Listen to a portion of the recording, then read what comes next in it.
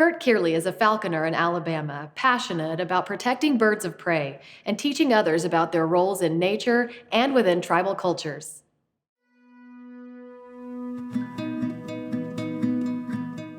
At the core, I think the inspiration is possibly something I was just born with. Some people are born to do different things. They have different talents. I've always been, as a child, interested in wildlife. When I was about 3 years old,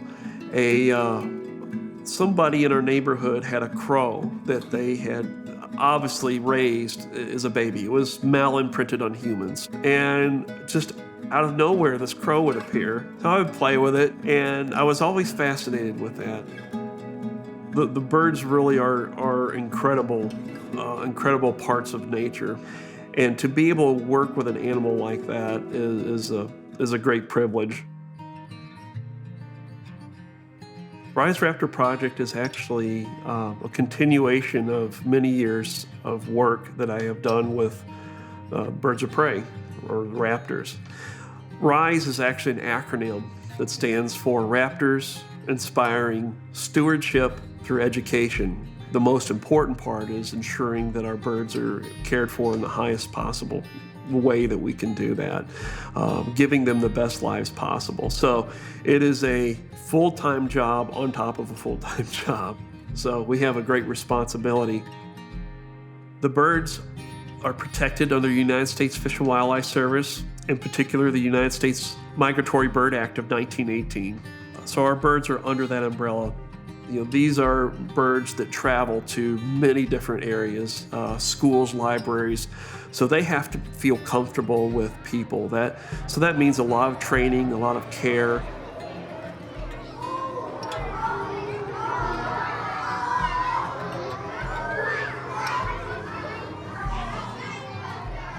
The birds are excellent teachers and partners in teaching different things, whether it's wildlife conservation, science, but also that goes into the aspects of history. With my background in connection to the Cherokee Nation, I'm a direct descendant of Cherokee Nation, the beloved woman Nancy Ward of the Cherokee Nation. So that is quite an honor, I think, to be associated with the Cherokee people in that way. I found that very intriguing to learn as much as possible what the views of the native peoples were with birds. Obviously, we know that they were very important to them. There's artifacts from even going back to the mound cultures. A lot of the written history we don't have, but we do have artifacts that point us to that the birds were very important to them in some way.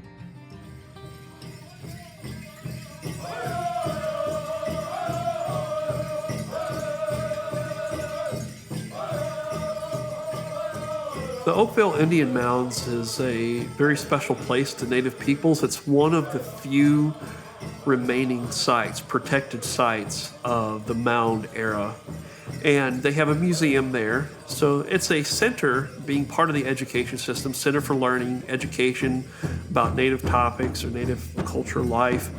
So I'm very honored that they would ask me to come down there.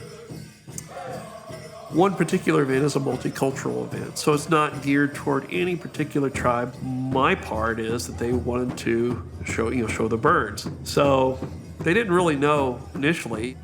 In my hat here, I'm wearing 2 golden eagle feathers. I'm a member of the Cherokee Nation based out of Tahlequah, Oklahoma.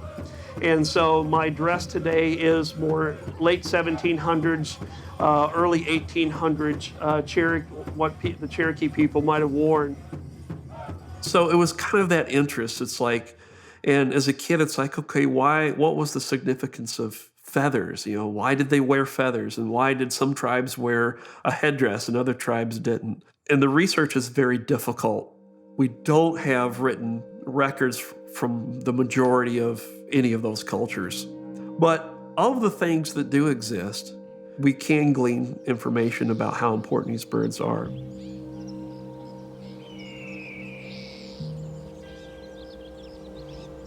I still get that feeling when I walk out and see one of our red tails or something. That feeling is still there. It's still The excitement is there of learning. It's also difficult, because knowing the responsibility. These birds are not pets. They're not domesticated. They are wild animals. Technically, they don't belong here. They don't belong in a conservation program if, the nature worked and was taken care of as it's supposed to be. So the reason why they're with me is so that we can hopefully go out, teach people, share what they are, share them, what their lives and the wild lives. So our hope is that they fall in love with our birds. The next time they see a bird, perhaps they'll fall in love with it, and then they will fall in love with its home and take care of it. In doing so, we'll take care of ourselves as humans too. When I'm thinking about memories, I'm like favorite memories. I'm thinking the best ones are not even created yet. I only have a glimpse of them. I have international projects. I have a potential book project, research projects. I'm thinking, wow, there's people that I've just started meeting that they're just giants in the conservation world that I haven't met yet. So I have great memories, but I'm thinking the best ones are yet to be written.